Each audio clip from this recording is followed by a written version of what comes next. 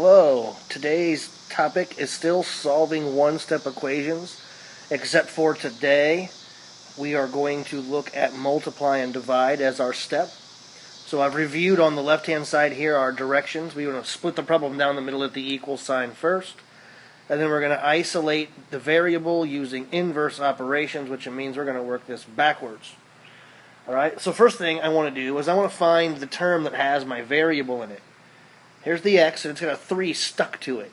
That means multiply when they're attached like that. So I want to get that x all by itself.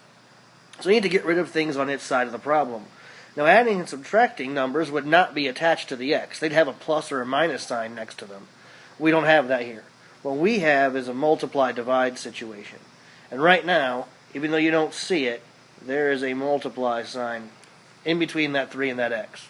We just don't normally write it there because, again, it looks prettier without it. So 3 times x equals 12. And the opposite of times is sitting here right next to it. It's divide. And a fraction bar is the division symbol we're going to use. So we're going to divide by 3, and we have to do the same on both sides. Now over here on the right-hand side, 14 divided by 3, well, that's going to give you an answer of 4. And again, that's something you can do on a calculator if you are bad with division. On the left-hand side, 3 divided by 3, it doesn't actually cancel out. 3 divided by 3 actually equals 1. 1x. But hopefully by now you know that we don't write times by 1. Again, there's just some things in math we don't write, and that's one of them. So we don't need that 1 there. We just want the x.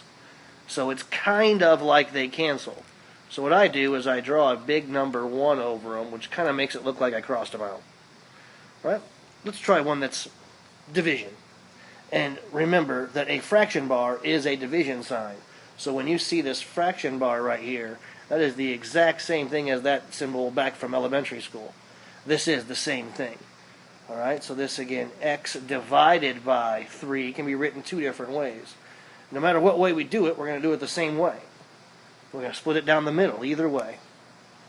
Alright, and the opposite of divide, if you go back to that order of operations, the opposite of divide is listed right there with it. Multiply.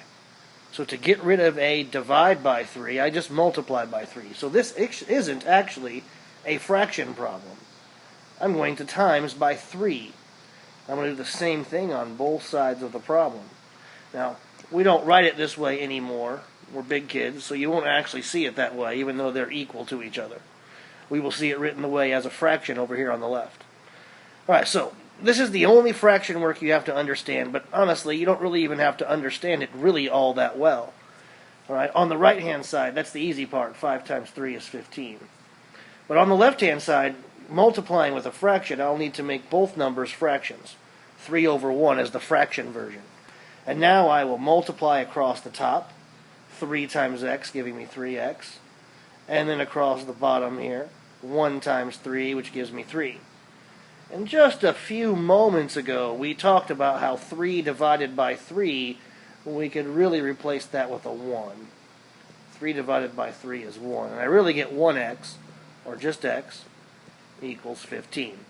So I did an extra step, a step I wouldn't ever actually do. So what you shouldn't really have to do is you shouldn't actually have to make this a fraction. What you should do is just cancel these 3's out diagonally, leaving just the x. That's way faster than actually doing actual fraction work here, when the fraction work isn't really required. So let's look at another example. These have some negative signs in them, but that's okay. Alright, so the first one, we'll split it down the middle at the equal sign. That's always our step 1. And there's my x over here. I need to get rid of that negative 2 that's with it. And right now, it's a divide by negative 2. And the opposite of divide by negative 2 is to times by negative 2. Not to times by positive 2, but to times by negative 2. All right, on the right-hand side, you can go ahead and use a calculator if you need that. 5 times negative 2 will make negative 10. And on the left-hand side, these negative 2's are going to kind of cross-cancel, reducing down to a 1, just like they did earlier with the 3's on the last problem.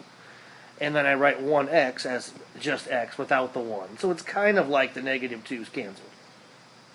And there's my answer. All right, let's try one more. Alright, so on this one, I'm going to split my problem down the middle at the equal sign. There's my x, which means I want to get rid of this negative 4. I don't care about the negative 3. It's just the negative 4 I need to get rid of.